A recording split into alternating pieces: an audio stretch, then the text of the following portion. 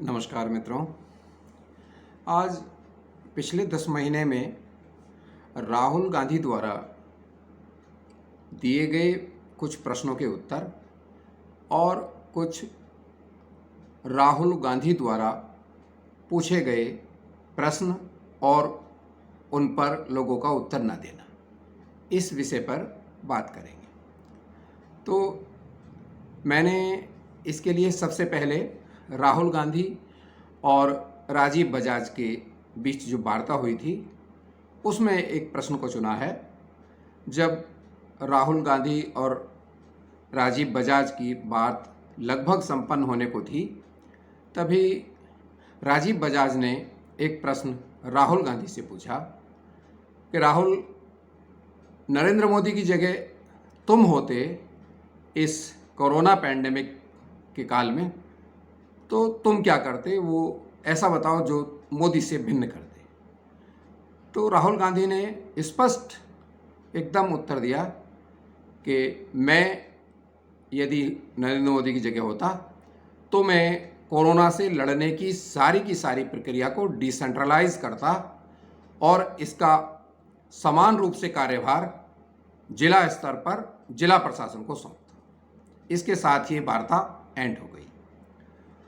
दूसरा प्रश्न जो आता है वो राहुल गांधी और अभिजीत बनर्जी, उन दोनों की वार्ता में जब एक बात हुई तो राहुल गांधी ने कहा कि लोगों को तत्काल राहत पहुंचाने के लिए और उनके जीवन के कष्टों को दूर करने के लिए सरकार को उनके अकाउंट में कैश ट्रांसफ़र करना होगा और इसके लिए कोई ऐसी, जैसी कांग्रेस की कोई न्याय योजना थी, ऐसी कोई योजना, भले उसका नाम वो कुछ और रख लें, उनकी सरकार है, कैश ट्रांसफ़र करना होगा।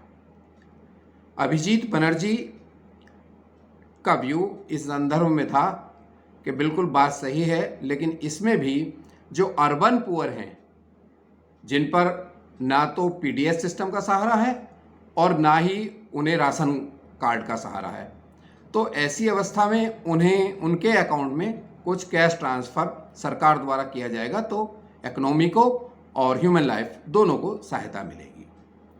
तीसरा सबसे बड़ा जो महत्वपूर्ण बात राहुल गांधी ने कही थी वो भारत के भविष्य से संबंधित है। वह बात राहुल गांधी ने अपने और मनमोहन सिंह जी के बीच हुई वार्ता का सार था। राहुल गांधी ने कहा कि मेरी और मनमोहन सिंह की जब बात हुई तो मैंने पूछा अब ये रोज़गार की स्थिति को कैसे संभाला जा सकता है। तब हमारी बात हुई कि वस्तुतः अब जो 1989 में भारत में विकास का मॉडल लागू किया गया था, अब वह लगभग फेल हो चुका है। इस मॉडल को अब अगर हम लागू करते रहे तो इससे भारत में जॉब क्रिएट नहीं होंगी। यह भारत की सबसे बड़ी जो समस्या है बेरोजगार की, उससे संबंधित प्रश्न था जो वास्तव में बहुत महत्वपूर्ण था। इसके बाद एक और प्रश्न आया। वो प्रश्न था जब राहुल गांधी खेती बचाओ यात्रा में पंजाब से दूसरे दिन हरियाणा के लिए ट्रैक्टर से किसान यात्रा कर रहे थे। उनके ट्रैक्टर पर एक कुशन रखा था, सोफा टाइप।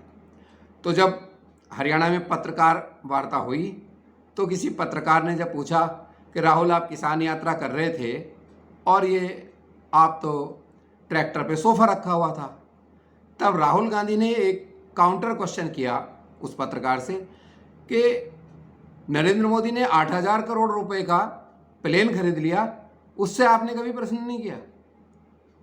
आप उससे प्रश्न करते? मेरा तो आपने सोफे पे प्रश्न कर लिया। तो इससे जो पत्रकार बंधुओं की जो भीड़ थी उसमें सन्नाटा छा गया और कोई उसका प्रति प्रश्न वो नहीं कर सके। लेकिन इस अवस्था के बाद भी किसी भी टीवी चैनल ने या किसी पत्रकार ने इस बात को हाईलाइट करके कोई बात कहीं नहीं उठाई कि भाई ऐसे संकट के समय में 8,500 करोड़ रुपए के हवाई जहाज़ पर्सनल यूज़ के लिए क्यों खरीदे गए।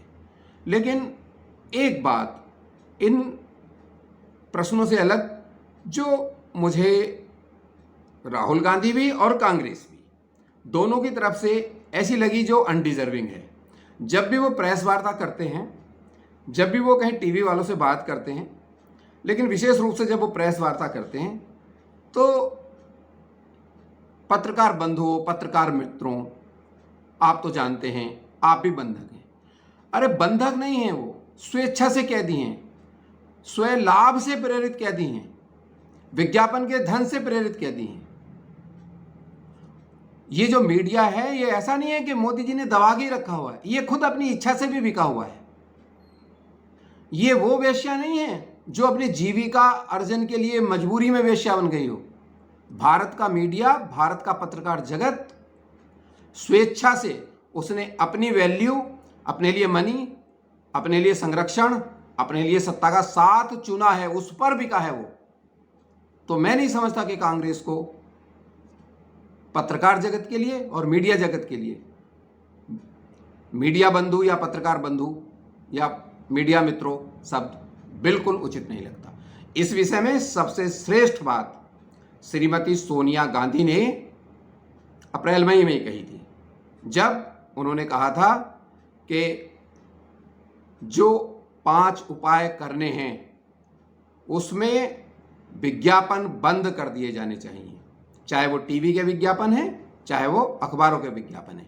सरकार जो विज्ञापन पर हजारों हजार करोड़ रुपया व्यय कर रही है उसे जनहित में लगाया जाना चाहिए। उससे वो थी बात, तिल मिला गया था सारा पत्रकार जगत और सारा मीडिया जगत।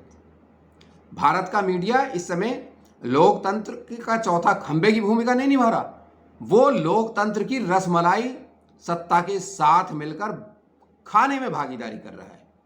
और लोकतंत्र के रक्षा के लिए, संस्थागत स्वतंत्रताओं की रक्षा के लिए, संवैधानिक संस्थाओं की सुरक्षा के लिए मीडिया कहीं पर भी एक भी लाइन स्वतंत्र रूप में कहीं नहीं लिख रहा है, अभी तक नहीं लिख रहा है। अभी वो राहुल से सवाल पूछ रहा है। आज 6 महीने हो गए हैं, एक भी क्वेश्चन चाइना इंडिया विवाद पर, लद्दाख लेह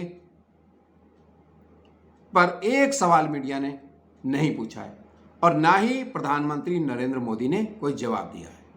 तो राहुल गांधी ने जो इस समय के 4-5 बेस्ट जो तथ्य प्रस्तुत किए वो बहुत इंपॉर्टेंट थे। सूचना के स्तर पर उन्होंने कोरोना के विषय में पहले चेतावनी दी, कोरोना की विधि के बारे में चेतावनी दी, उस पर भी नहीं माने। फिर कोरोना काल में जो सारे देश से प्रवासी मजदूर परेशान थे, उनकी यात्रा की व्यवस्था नहीं हो रही थी, उनके विषय में भी कांग्रेस और राहुल गांधी का दृष्टिकोण बहुत सकारात्मक था। लेकिन सत्ता और मोदी जी के जो पार्टी के मुख्यमंत्री हैं उनकी अहमन्यता इस कदर थी कि जो मुफ्त में अन्य लोग अगर कोई साधन प्रोवाइड करवा रहे थे उन्हें भी उन्होंने नहीं जाने दिया, उन्हें भी उनका प्रयोग जनहित में नहीं करने दिया। तो ये मेरा एक समिशन था कि राहुल गांधी की जो 4-5 महत्वपूर्ण प्रस्तावनाएं थीं उन सबके प्रति सरकार ने, गोदी मीडिया ने, प्रिंट मीडिया ने और जो अखबार जगत है सबने उपेक्षापूर्ण दृष्टिकोण करके वो ऐसा सोच रहे हैं कि वो राहुल गांधी का नुकसान पहुंचा रहे हैं। राहुल गांधी का नुकसान नहीं कर रहे, वो भारत का नुकसान कर रहे हैं, भारत की जनता का नुकसान कर रहे हैं और भारत की लोकतांत्रिक व्यवस्था का नुकसान कर रहे हैं। जय हिंद, जय भारत।